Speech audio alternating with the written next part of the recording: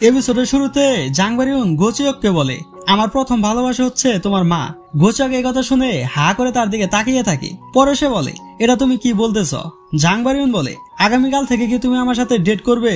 Juan এসব শুনে অনেক খুশি হয়। এদিকে গোচিয়ক হেসে বলে, তুমি প্রথম যাকে ভালোবেসেছ তার মেয়ের সাথে ডেট করতে চাচ্ছ? জাংবারিউন বলে, এতে আমার কোনো সমস্যা নেই। জাংবারিউন পরে হুয়ানের কাছে তার নামের বইয়ের ব্যাপারে জানতে চায়, কিন্তু হুয়ান সে বইয়ের নাম অদৃশ্য করে দেয়। তার জন্য জাংবারিউন সেখানে সাদা পৃষ্ঠা ছাড়া কিছুই দেখে না। তবে জাংবারিউন এই বিষয় নিয়ে তার সাথে তর্ক করে। তার জন্য হুয়ান সেখান থেকে তার রুমে চলে যেতে থাকে। তখন তার সাথে কথা বলতে গোচিয়ক আসে। গোচিয়ক তার ম্যাগাজিনটি ফেরত চায়, কিন্তু হুয়ান তাকে এখনই দিতে চায় না। গোচিয়ক পরে হুয়ানের নাম্বার চায়। ইয়ং তখন তার নাম্বারটি দিয়ে দেয়, কারণ হুয়ানের কাছে মোবাইলই তো নেই। আর যদি হুয়ানের সাথে কথা বলার বেশি দরকার হয় তাহলে চিঠি লিখে ওই বক্সে রেখে দিতে বলে। হুয়ান সেই বক্সের চিঠি সপ্তাহে একবার পড়ে। পরে সিনে হুয়ান গোচিয়কের ম্যাগাজিনটি ডুপ্লিকেট বানিয়ে ফেলে এবং তার ভবিষ্যতে ভালোবাসার শেষ পরিণতি লিখে ফেলে।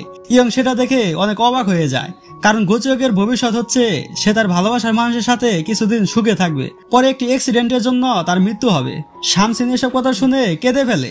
পরে সিনে গোচিয়ক তার পরবর্তী ড্রামা স্কাই ক্যাশের স্ক্রিপ্ট লিখতে থাকে। তবে তার চিন্তা ভাবনায় হুয়ান চলে আসে।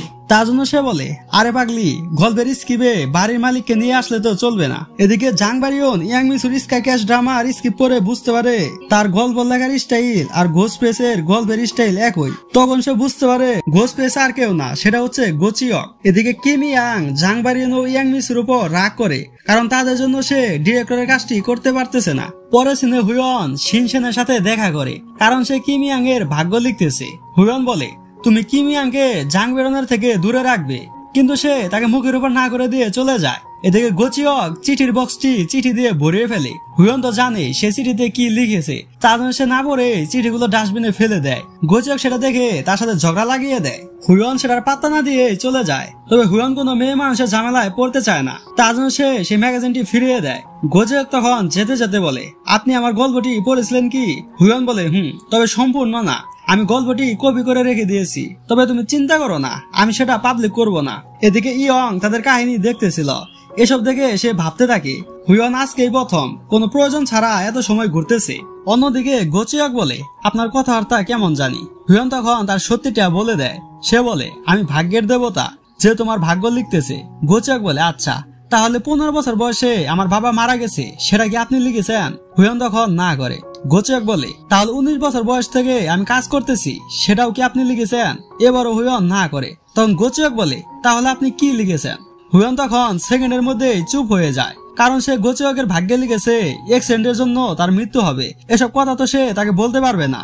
ইয়ং এসব দেখে হেসে বলে, বেচারার তো মুখই বন্ধ করে দিয়েছে, ব্যাপারটা আরেকটু ইন্টারেস্টিং করতে হবে। এটা বলে সে গোচিয়কের বইয়ে লিখে গোচিয়ক আজকে সারাদিন ভাগ্যের দেবতার সাথে সময় কাটাবে। তার জন্য হঠাৎ করে গোচিয়ক বলে, চলো আরো কিছু সময় একসাথে কাটাই। হুয়ান এটা শুনে বুঝতে পারে ইয়ং বসে বসে পরিণতি করতেছে। যাই হোক, হুয়ান পরে তার সাথে কিছু রোমান্টিক সময় কাটায়। পরে সে ইয়ংকে খুঁজতে থাকে, কারণ তার জন্য এসব হয়েছে। তখন সে গোচিয়কের ভবিষ্যতে কি হবে সেটা ভেবে মন খারাপ করে। তার জন্য সে তার সাথে আবার দেখা করতে যায়। এদিকে গোচিয়ক তার বান্ধবীর সাথে কথা বলতেছিল।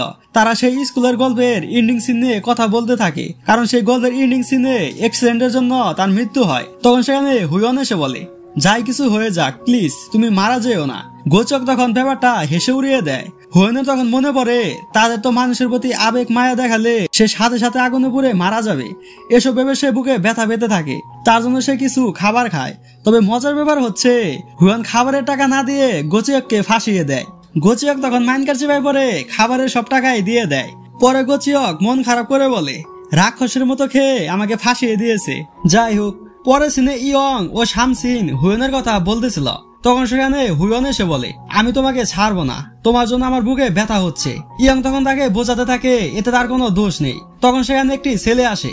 ছেলেটি আসলে মনে করেছিল দুজন ছেলে একটি মেয়েকে বিরক্ত করতেছে। শামসিন তখন সেকেন্ডের মধ্যে পোল্টি মেরে ছেলের পক্ষে কথা বলে। পরে তারা দুজনে ধরে পালাতে থাকে। পরে সিনে হুয়ান জাংবারিউনের সাথে দেখা করতে আসে। জাংবারিউন তার হাতের কফি রাগ করে হুয়ানের উপর ফেলতে চায়। ঠিক তখনই কিম ইয়াং এর সাথে ধাক্কা লেগে কফি হুয়ানের মুখে গিয়ে পড়ে।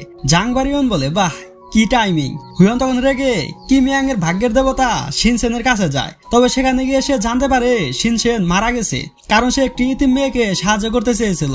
এসব শুনে হুয়নের মনটা খারাপ হয়। ইয়ং সেটা বুঝতে পেরে বলে, আচ্ছা, এটার শেষটা আমি নিজেই করব।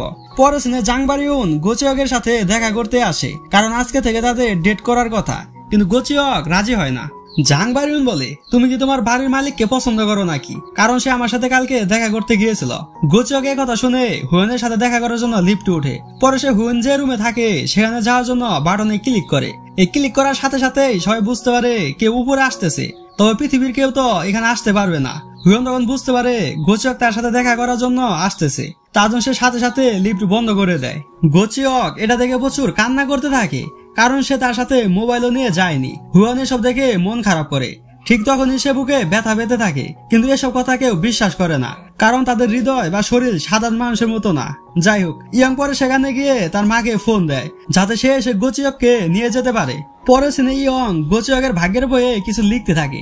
সে লিখে, গোচিয়ক কিছুদিন আগে যে হ্যান্ডসাম ছেলের সাথে দেখা করেছিল সেই ছেলেটি তার অ্যাসিস্ট্যান্ট রাইটার হবে। তখন শামসিন বলে, জাংবারিউন কি হুয়েনের থেকে বেশি হ্যান্ডসাম? কারণ কিছুদিন আগে তো তাদের দুজনের সাথে গোচিয়কের দেখা হয়েছিল। কথাটা শুনে তো ইয়ং পুরো টেনশনে পড়ে যায়। পরে সে ইয়াং মিসুর কফি শপে যায়। তখন সেখানে সিউলার সাথে গোচিয়কের মা কথা বলতেছিল। ইয়াং মিসু বলে, গোইনসু লিফটে আটকে গিয়েছিল, এখন কফি শপ রেখে তো তার কাছে যেতেও পারতেছি না। সিউলা বলে, আপনি যান, আমি কফি শপ দেখতেছি। ইয়াং মিসু যাওয়ার পরে সিউলার সাথে দেখা করতে ইয়ং আসে। ইয়ং বলে, আচ্ছা, তোমার বান্ধবীর নাম তো গোচিয়ক, কিন্তু একটু আগে যে তার মা গোইনসু বলল। সিউলা বলে, এটা তার আগের নাম। ইয়ং তখন টেনশন করে বলতে থাকে, আচ্ছা, তোমরা কি মনসং স্কুল থেকে গ্রাজুয়েট করেছ? সিউলা তখন হা বলে। এসব শুনে ইয়ং বলে, এটা কিভাবে সম্ভব? পরে সে তার নামের বই খুঁজতে থাকে। ইয়ং কিসের জন্য গোইনসু নাম শুনে এমন করতেছে সেটা জানলে আপনারা অবাক হয়ে যাবেন, তবে সেটা আমরা একটু পরে জানতে পারবো। পরে সিনে হুয়ন গোচিয়ক কেমন আছে সেটা দেখার জন্য তার রুমের সামনে দাঁড়িয়ে থাকে। তখন ইয়াং মিসু তাকে ভিতরে নিয়ে যায়। গোচিয়ক তাকে দেখে অবাক হয়ে যায়। তখন তার মা বলে, ইনি তোমার অ্যাসিস্ট্যান্ট রাইটার। হুয়ন এসব শুনে বুঝতে পারে তাকে ফাঁসানো হয়েছে। গোচিয়ক বলে, আপনি কি জানেন অ্যাসিস্ট্যান্ট রাইটারের কাজ কি? যদিও আপনি অবসরপ্রাপ্ত রাইটার, সারাক্ষণ শুধু লেখালেখি করেন। এটা শুনে হুয়নের প্রচুর রাগ ওঠে। তার জন্য সে বলে, আমি খুব ভালো করে জানি অ্যাসিস্ট্যান্ট রাইটারের কাজ কি, আমি কালকে থেকে ডিউটিতে আসবো। তখন সে আবার তার বুকে ব্যথা পেতে থাকে।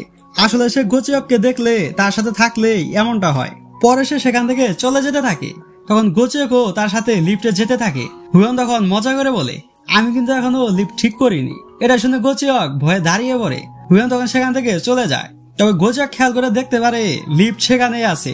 তার জন্য সে মনে মনে ভাবতে থাকে, বেচার আর যেতে মন চাইতেছে না, অযথা ভাব ধরে ভিতরে বসে আছে। এটা হলো সে লিফট খুলে ফেলে। তবে কাহিনী হচ্ছে লিফটের জায়গায় আছে, তবে হুয়ন সেখানে নেই। এটা দেখে গোচিয়ক অবাক হয়ে যায়। আর এখানে ড্রামাটির সেকেন্ড পার্ট শেষ হয়ে যায়। সো গাইস, ড্রামাটি আপনার কাছে কেমন লেগেছে সেটা কমেন্টে অবশ্যই জানাবেন। নেক্সট পার্ট দেখার জন্য অবশ্যই চ্যানেলটিকে সাবস্ক্রাইব করে দিবেন। আপনার মূল্যবান সময় দিয়ে ভিডিওটি দেখার জন্য ধন্যবাদ।